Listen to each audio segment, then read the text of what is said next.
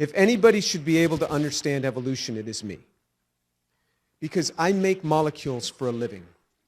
And I don't just buy a kit and mix this and get that. I mean, ab initio, I make molecules. I understand how hard it is to make molecules. I understand that if I take nature's toolkit, it can be much easier because all the tools are already there, and I just mix it in the proportions that, and I do it under these conditions. But ab initio is very, very hard. I don't understand evolution, and I will confess that to you. Is it okay for me to say that I don't understand this? Is that all right? I know that there's a lot of people out there that don't understand anything about organic synthesis, but they understand evolution. I understand a lot about making molecules. I don't understand evolution. And you would say that, wow, I must be really unusual. Let me tell you what goes on in the back rooms of science. With National Academy members, with Nobel Prize winners, I have sat with them. And when I get them alone, not in public, because it's a scary thing if you say what I just said. And I say, do you understand all of this, where all of this came from and how this happens? Every time that I have sat with people who are synthetic chemists who understand this, they go, nope. These people are just so far off on how they believe this stuff came together. I have sat with National Academy members and Nobel Prize winners. Sometimes I will say, do you understand this? And if they're afraid to say yes, they say nothing. They just stare at me because they can't sincerely do it. I was once brought in by the dean of the department once, and many years ago, and he was a chemist, and he was kind of concerned about some things. I said, let me ask you something. You're a chemist.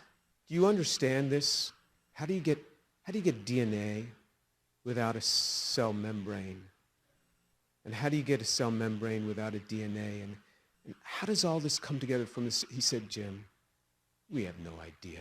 We have no idea.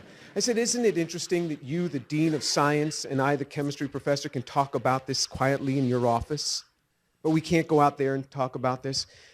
If you understand evolution, I am fine with that. I'm not going to try to change you, not at all. In fact, I wish I had the understanding that you have. But about 7 or 8 years ago, I posted on my website that I don't understand. And I said, I will buy lunch for anyone that will sit with me and explain to me evolution, and I won't argue with you until I don't understand something. I will ask you to clarify. But you can't wave by and say, this enzyme does that. You got to get down in the details of where molecules are built for me. Nobody has come forth. The Atheist Society contacted me. The Atheist Society contacted me. They said that they will buy the lunch.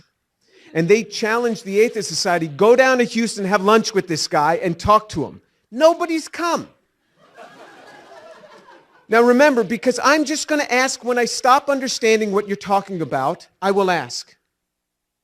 So I sincerely want to know. I would like to believe it, but I just can't. Now, I understand microevolution. I really do. We do this all the time in the lab.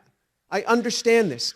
But when you have speciation changes, when you have organs changing, when you have to have concerted lines of evolution all happening in the same place in time, not just one line, concerted lines, all in the same place, all in the same environment.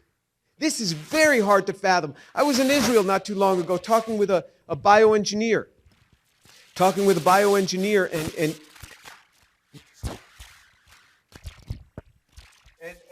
he was describing to me the ear.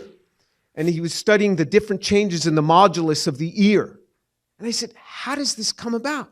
He says, oh, Jim, we all believe in evolution, but we have no idea how it happened.